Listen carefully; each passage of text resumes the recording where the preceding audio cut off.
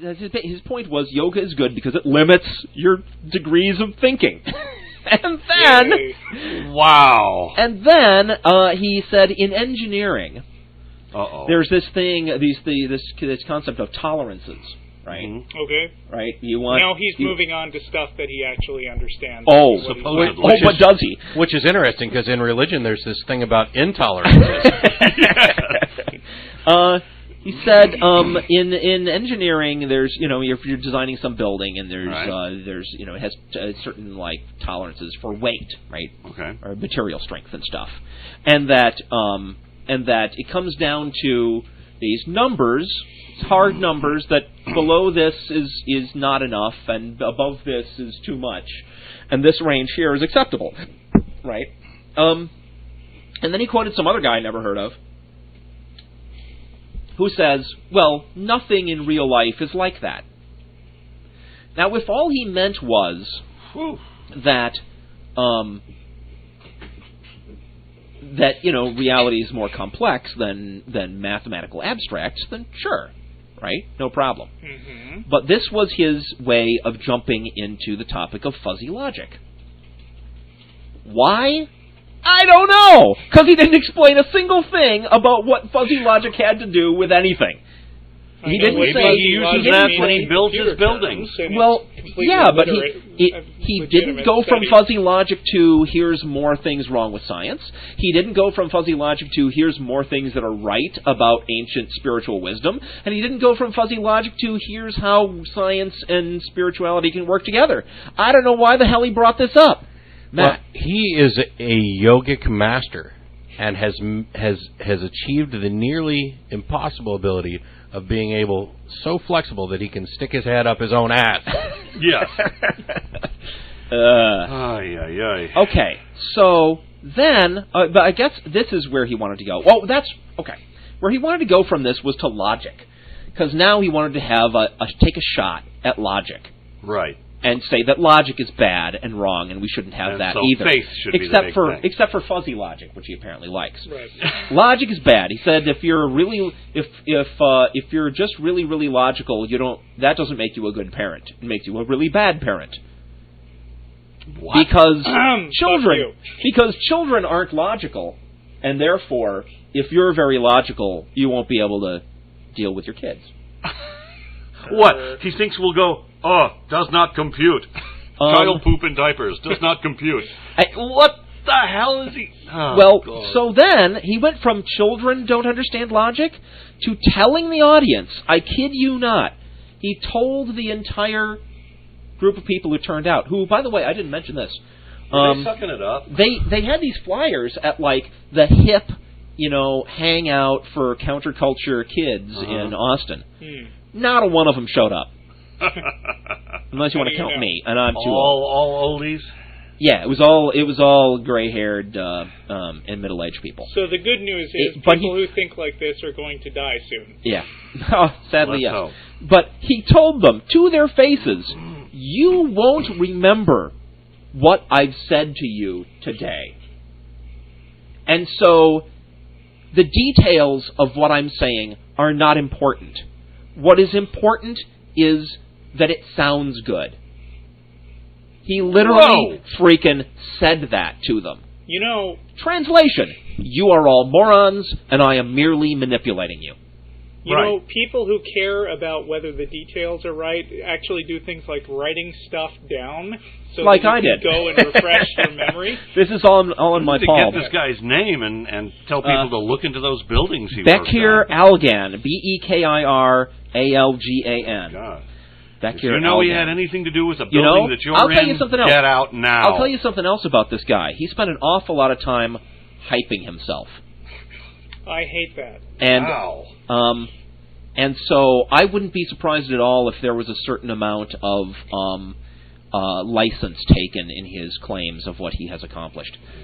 But anyway, I don't know that for a fact. Can I take us on a sidebar for Sure. a minute before you continue your story? Because I hadn't originally brought any news. But when you talked about disregarding science, and particularly about the fact that this guy was some sort of engineer or architect or something, I remember... What the hell is wrong with engineers anyway? It's always engineers. Yes. I remembered a story I'd seen in Pharyngula earlier this week that I had to bring. Or that I just now printed out. My Pharyngula got infected one time. It was really bad. This is another one of those religion can't lose stories. It starts out, this is in, I guess, Birmingham, Alabama.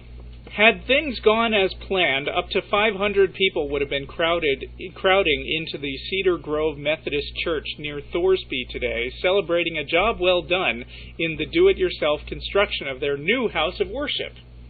But instead, an 80-foot span of the new church's roof sits in a heap in the sanctuary floor right where those hundreds would have congregated. Guess what they said? I'm sure you know. It's a miracle that we weren't in the church. Yeah. Thank God nobody was hurt. I bet it was constructed by that guy. Yeah. Thank God nobody was hurt, Pastor Jeff. Oh, it gets better, though. Oh, no. Pastor Jeff Carroll said he chose to let it come down on a Thursday evening when nobody was there. Oh, that's Carroll said he focuses on the positives and plans for rebuilding, but questions linger as to who or what is to blame for the cave-in. The congregation and volunteers designed and built the new church, apparently without filing plans or gaining approval from local state entities. Wow.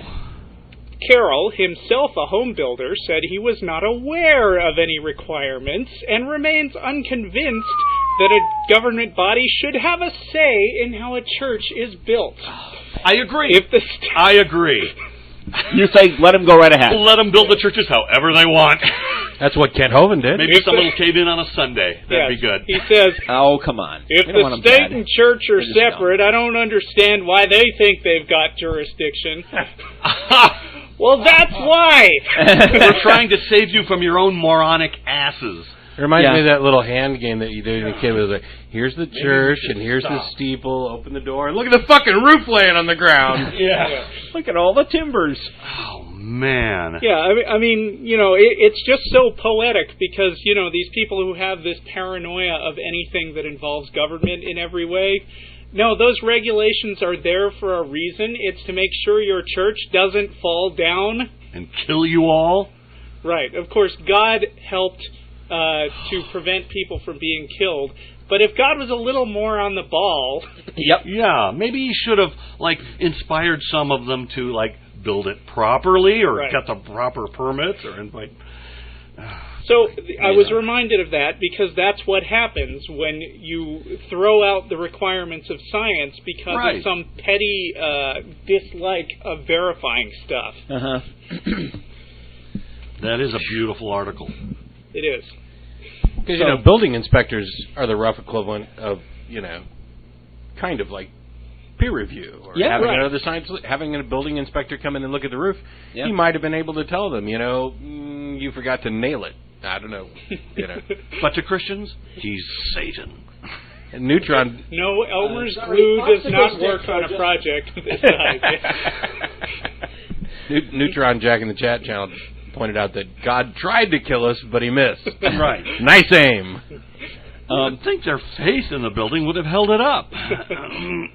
So if you recall, our yogic master was talking about how because people like stuff that sounds good and don't want to think so hard, logic is insufficient. Right. Notice his attack on logic is based purely on nicely people's abilities, not on the validity of logic. Right. Right. And you know, I thinking about this afterward, it seems like you could make an identical argument about nutrition. Mm-hmm. Getting all the vitamins that you need is complicated and hard, and you have to eat stuff that maybe you don't like. So you shouldn't. So you just shouldn't care about vitamins. Right. That's the same kind of argument. Yeah. It's just too hard. It's the Barbie approach to Math is hard. to life. Okay, so yeah. Is this guy's talk over at this point? Oh no, he's going on. Oh God. He ran over. Of course. He wasn't run over. He ran over. People were wishing the roof would fall on him. Yeah. He said